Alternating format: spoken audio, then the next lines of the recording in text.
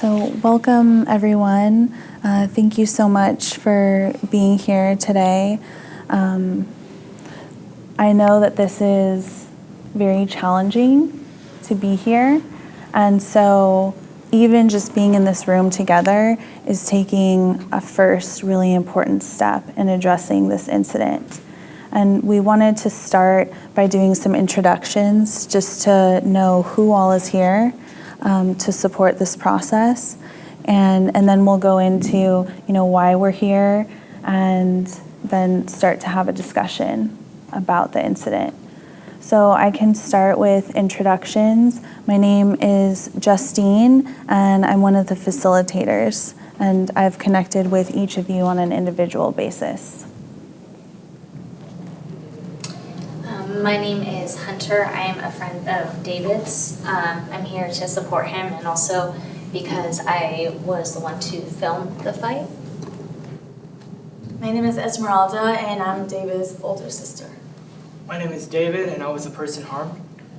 My name is James, and I'm one of David's friends.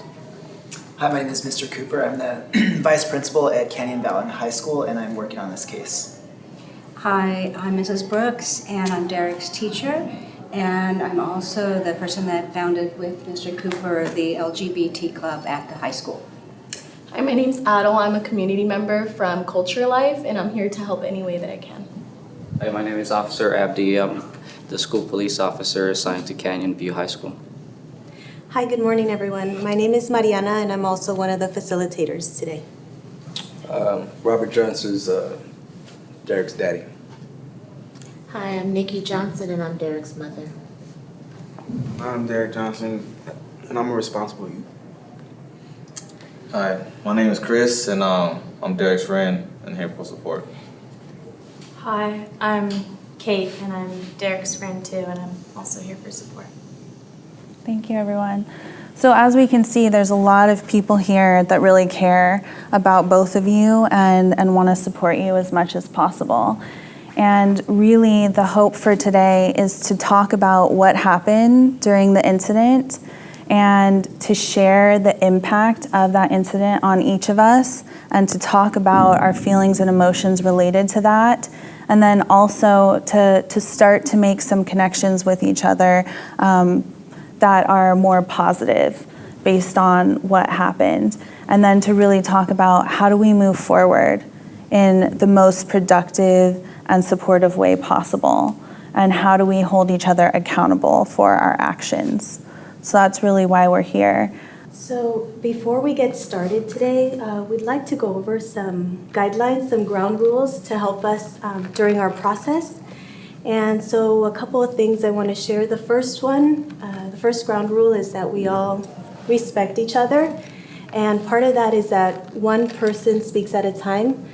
We want to make sure that we hear everyone's story, that we honor everyone's perspective. So if we could be mindful of that, respecting each other and respecting the process. The second one is honesty and openness. And what we find is that this process works the more we can be honest and open with each other. We encourage that because part of being honest and open is that we let everything out, and in letting everything out, we can dialogue about it and work through it. And so be mindful of that as well. The next one is accountability and support. We're all here holding each other accountable in this process because we care about each other and supporting each other. And we can support each other by active listening and then assuming that everyone here is doing the best they can in this process. We're all here for different reasons, and so if we can be mindful that everyone is doing their best, that'll help our process together. And then that if things get really intense or we find ourselves stuck in some place, that we can take a break. It doesn't have to stay in the same way. We can always take a break and pause for a minute and do some reflection or just take a break. And then finally, that this process is voluntary. You all chose to be here, and for some of us that takes a lot of courage and strength and commitment. And commitment because you all care deeply about someone here. And so I'd really like to just acknowledge that piece. Is there anything else that anyone would like to add to our ground rules today that you think might benefit the group?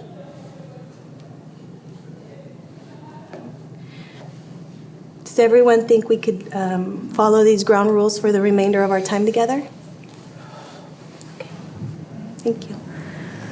Thank you, Mariana. And so we're just going to start the process now. I just wanted to remind everyone about the confidentiality form that we all filled out and signed as we came in. And basically, that's to say that everything that we talk about here is confidential and will not be shared outside of this space. Does everyone agree to that? And really, that's to allow us to share as openly and as much of our experience as possible. So nothing that we share here will be held against us outside of this space. It's really just to be as open, as honest as possible. So the one caveat to the confidentiality form is mandatory reporting. So Derek, if you can share with us what happened and what you can take responsibility for.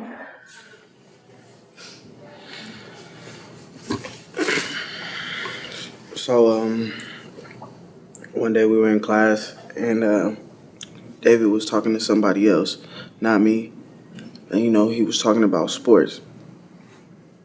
So I kind of chimed in, I jumped in the conversation, and I said, what do you know about sports, And I called him a derogatory name, but... What did you call him? I said he was gay. And, I didn't really mean nothing by it at first. I mean, it's a joke. Everybody laughed. But now I see that that was wrong. And that can be really hurtful to somebody. So I didn't really think nothing of it at the time. He didn't really say nothing. And, we went on with our day. Later on in the week, I saw him and I, kind of bumped into him a little bit. And I called him another derogatory name. What was that name? I called him a faggot. And after that, I think we ran into each other one more time. And maybe he was fed up with me kind of bothering him. So we got into a little bit of a heated argument. I said some things, he said some things, and I just got really mad at some of the words and stuff he was saying about me. So I just beat him up. That's it. And Derek, how did that main incident start? You said you beat him up.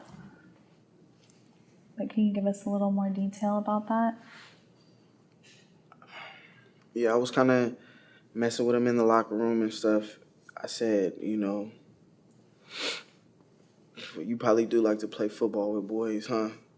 And, I think that kind of was the last straw for him.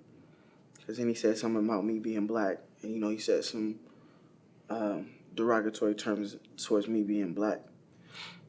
And I just got furious and I just took off on him. Meaning I started hitting him. How are you feeling at the time when all of that was happening? I guess I knew it was wrong, but at the time, you don't really think about being wrong or really reflecting on what I was doing. I wasn't really thinking, just kind of doing something just to do it. And then, when he said those things about me, I couldn't stand it, And that's when I really just wasn't thinking, because I was angry. Thank you, Derek. David, would you like to share your perspective of the incident? One of my friends were talking about football, the game that just happened recently. And then Derek came in, was like, what do you know about football, gay. And so, everybody else is laughing, but like for me, I kind of hurt. And I was thinking about it a bit, and then later on in the week, I was walking down, and then he bumped me threw another derogatory word my way. And then a little bit later, we was kind of fed up with everything. And so, we were in the locker room and we're just doing our thing, whatever. And then he said something. And then I threw a racial slur at him. And then David, what was that? I called him a monkey.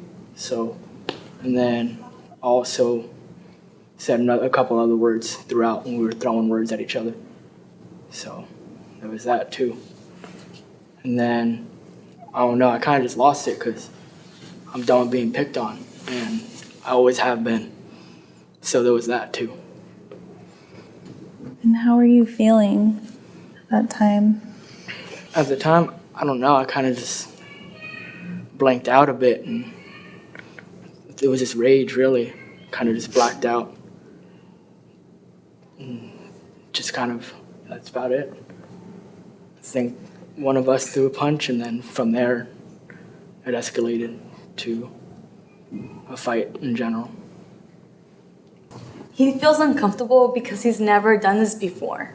And I just feel like, I'm disappointed that he said that, especially because I always talk to him about culture and respecting other people's cultures. But at this point, it's like, I can just imagine why he did that. He was tired of being bullied. He's been bullied since he was elementary. And it wasn't right for him to fight back. At the same time, who was he gonna tell? And I'm shocked that he didn't tell me, because I always thought we had a good relationship. And now I'm thinking that it was my fault because I wasn't with him, I wasn't talking to him, and I'm busy in school, working 2 jobs. My mom's in the hospital. Something could have gone really bad that day. Esmeralda, what was your experience like that day, when you heard about what happened to David? When I got a call from the vice principal, I was scared. I was scared that he was seriously injured because he wasn't really telling me a lot over the phone. And so when I went to pick him up, I was just worried, what happened to him? Mom, what was your experience that day? You touched on it a little bit, but the first time that you heard about this was when Derek came home that day?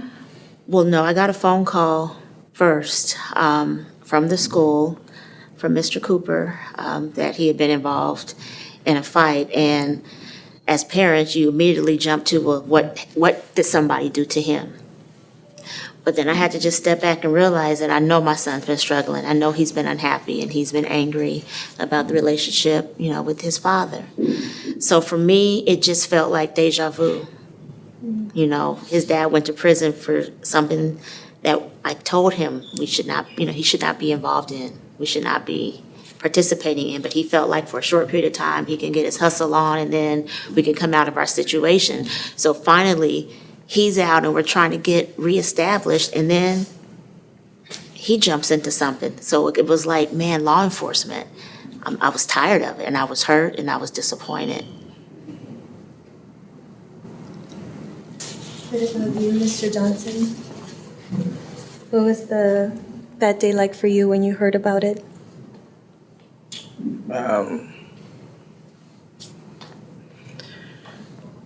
I was, definitely disappointed and whatnot. But, Derek, he's a good kid. He tries to stay on top of his studies and, and do the right thing for the most part. And truthfully, I know a lot of his struggles is because of me, and I've been trying to reconnect with him and let him know that I'm here, you know. But it's, you know, he's had to step up, you know, and be the man in the house for a while. And now that I'm back, I know it's kind of difficult for him, you know, trying to do stuff and.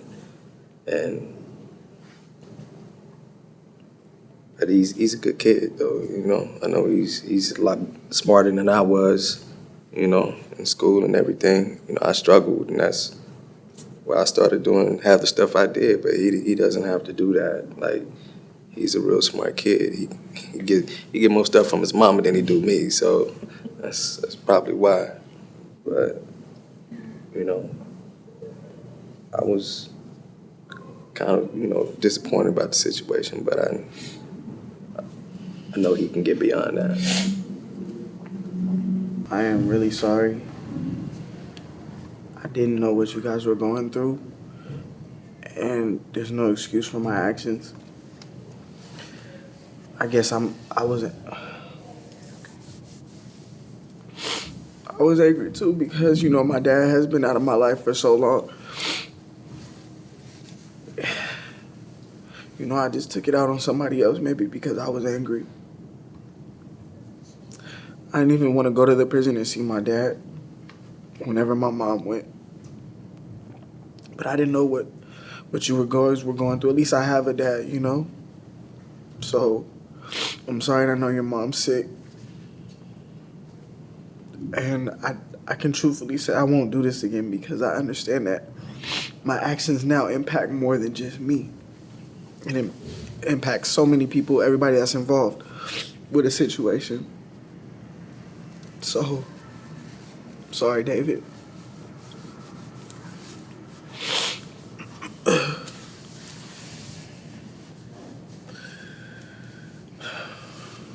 So first of all, I want to thank David and Derek for coming in and sharing your stories with us. It's really brave and courageous of you to be here with us. As I was growing up, I was also bullied, coming from different races, and being the first generation in my family. It was very difficult for me, and I'm pretty sure not a lot of people were aware of how to approach me. And I feel like if we had more knowledge of the situation, or we had more knowledge of the culture or the backgrounds that we come from, that we're better able to approach the situation.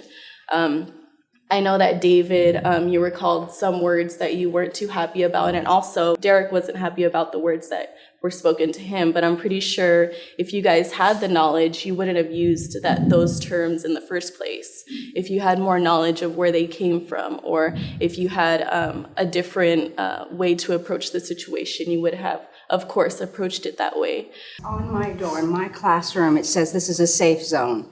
And all my students, Derek knows what that means, the LGBT club meets in my classroom. And for me, Kate and I worked really hard to provide this space for people. Kate is one of the leaders in our schools that really works with this kind of stuff and in supporting students to feel safe. And for me, I'm just overwhelmed to think that both of them didn't feel safe. And so it's very upsetting for me. And, you know, Derek's saying how selfish he is, but he was one of the best students that volunteered at the camp for kids last summer. And I talked to Mrs. Johnson about that. He's got so much potential. So for me, I'm just really hurt that the thing that's so important to us at our school is providing a safe zone for these kind of students. So for me, I'm just really hurt that they both felt so unsafe, that racial slurs were said, that things that hurt his sexual orientation. It's just really upsetting for me because we're trying to provide that space. And I know these kids have such much potential. So it's just really upsetting to think that they hurt each other that way. Because I know there's so much there for both of them. Help me understand this. So, Derek, you've been talking about all these stuff to these folks, but, you know, you haven't, you know, we can't even sit down and have a conversation. You know, you didn't want to come see me, but so this your new family that you got or something? Like, That's not it. You just been gone so long. I don't really know how to talk to you. And Dad, I think, you know, right now we're focusing on the incident that occurred and the the fight that happened. And what you're saying is so important. And I think there's a lot happening here, right? We're a whole school community, and the family is here. And so I know that it's a lot for you, right? It's like he's got these relationships with other people, and how does this all fit together? And I think that's something that we can really dive into when we talk about the support plan and the action plan. How can we, create some better communication lines between both of you? And maybe that would be helpful as a next step after today. I think that's a really valid point. How do we open up those lines of communication and between school, right? Because it seems like you're feeling the same way. Like, why did this even happen? Maybe we could have prevented it because we have all of these proactive things that we do at the school site. Mm-hmm. We've got allies, we've got support, we've got people who care to support the families. Mr. Johnson, we want to support you as much as we can. Mrs. Johnson, Esmeralda, and your mother, we want to support the families. And that's the main point, really, for both of you, David and Derek, that you have a lot of people here that want to support and help you, and that next time something comes up and those emotions are bubbling up and you're feeling bullied or maybe alone or frustrated or angry, that there's a different way of working through it, that you can go to people that you trust. And we're all here making that commitment to you that we want to do that, right?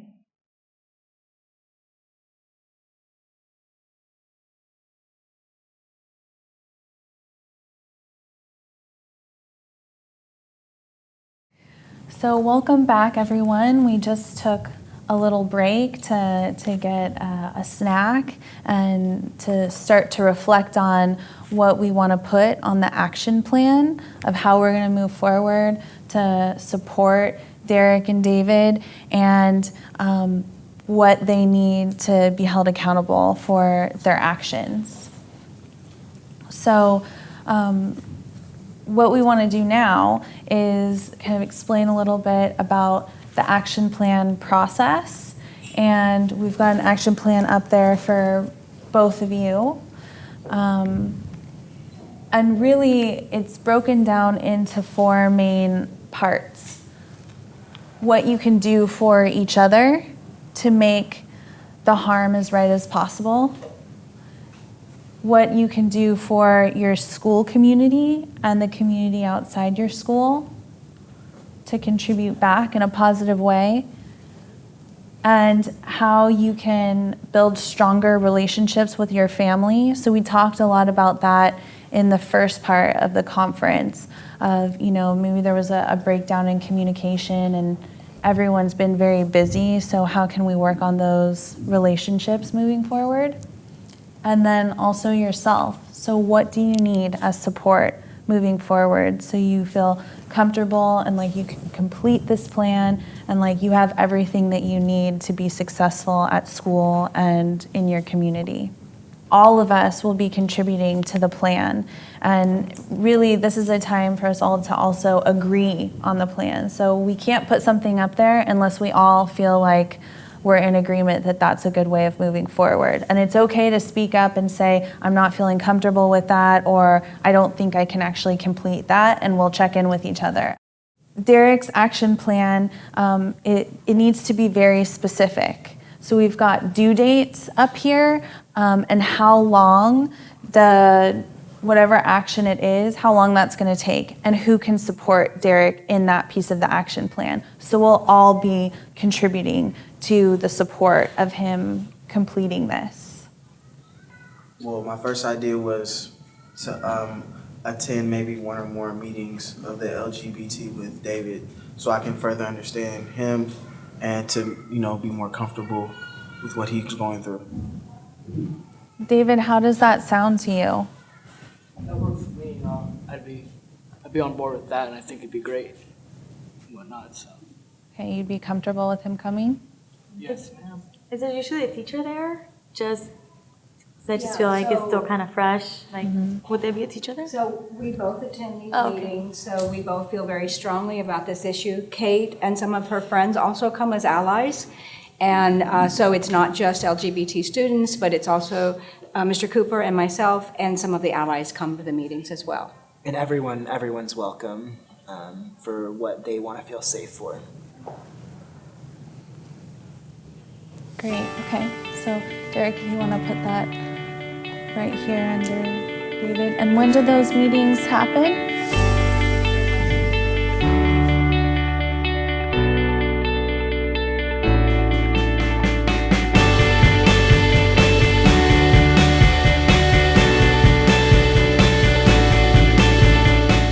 What we want to make sure is that, does it feel like we're in a good place and everyone's needs are being met through his action plan? Yeah. Okay.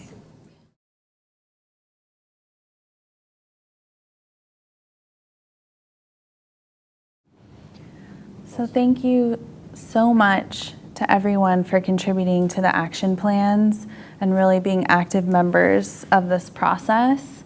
We've come a long way during this time together, and we've shared a lot.